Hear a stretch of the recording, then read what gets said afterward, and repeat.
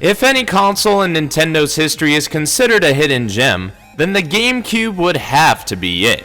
Going against the titan that was the PS2 and the new competitor in the Xbox, the GameCube had a rough time in its heyday even though it was superior to its competition and it had a great library to accompany it. Though you can't brag about superiority without having a controller to match. But luckily Nintendo had that, and what I consider one of, if not the best controller of all time.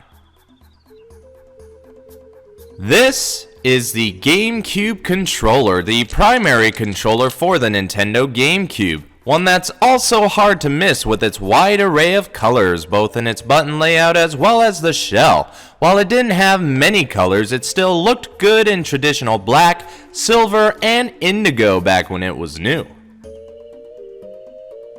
If you were lucky, you could have also gotten orange in Japan, which I so happen to have, and it's my favorite by far. Getting closer on the left-hand side, we have the analog stick that has that plastic rubbery type feel. But it works just great and it won't be easy for your thumb to slip right off. And if it does, you'll hear the stick go back to the center as it does a lot of clickety-clacking. Below it is Nintendo's signature D-pad for additional directional support.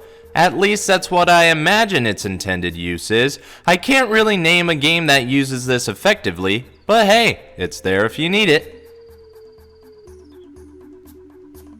I actually tried to look up a purpose for the D-pad on the controller, but I couldn't find much other than for use with the Game Boy games and people saying how bad it was, which is a little odd. But moving right along to the yellow C-stick. This is actually used primarily for camera control or other directional movement, like what the D-pad ought to do in theory. Now I really want to know why they included it in the first place. Above the C stick is the big green A button, surrounded by the smaller red B button, and the two kidney-shaped X and Y buttons. This layout is brilliant, as all the primary buttons are around the main button, which makes easy access for your thumb to move right to any of them without any issue. It's a perfect scheme in my opinion, that goes beyond the normal cross-button design. Can't forget about the start and pause below the GameCube controller logo. It's so tiny it's easy to miss, especially when you press it. It gets lost. Up on top we have the L and R triggers that also do the clickety-clacking. Probably the best triggers as they do their inputs well and you can hear them working.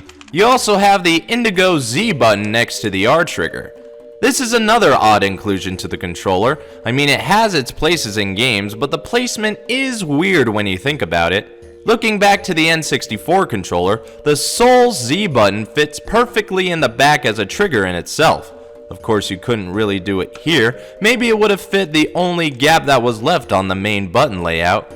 Or maybe adding another button would have made more sense, as they would do that later on. Isn't it fascinating to see how far we got in one generation? It didn't take long for Nintendo to remember that humans were the market. The time is now to flip to the most important part of any controller, the back. And I hope some have been watching the show for a while to realize I was kidding. The controller has next to nothing to show here, other than screws, additional info, and the Nintendo logo tucked away on the nice little circles. But while we're here, I will say the grips are comfortable. A close second to the Dreamcast, I would say. Only saying that because since my hands are big, my pinkies kinda don't have a place to really go.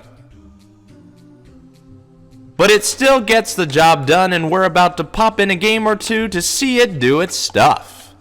It goes without saying that the GameCube controller works with every GameCube game. And I'm pretty sure those games that require the few accessories made for the system will still use a controller in some way. You'll be able to enjoy the classics like Luigi's Mansion, Metroid Prime, and Zelda Wind Waker with Nintendo's best controller ever. And that's a Wii kid saying that. I never did think the Wii's controller was the best I ever played, but being a collector has changed my opinion a lot. Did you know there was a prototype Wii controller made for the GameCube? It looks about the same, but the colors make it weird.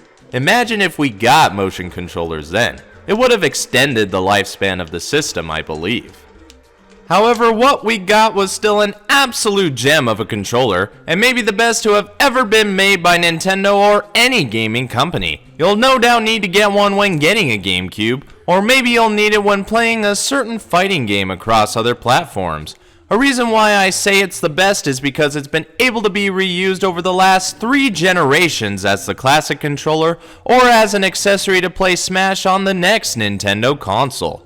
Whichever version of this controller you get, you'll know you're playing with the best. Now, I know there will be a debate about what controller is the best. I have that problem myself when comparing the PlayStation controller in general with the GameCube controller, as both have defined their companies and gaming controllers as a whole. I'd be interested in hearing what you consider the best. I wonder if someone would throw out an obscure one like the Bally Astrocade grip. Got any fond memories with this controller/accessory? Tell me about it by leaving a comment. If you like what you see, be sure to leave a like. If you think others would like this, share the video around. And if you want to see more, hit that subscribe button pronto. This is BrianTheBlue, and I'll see you later.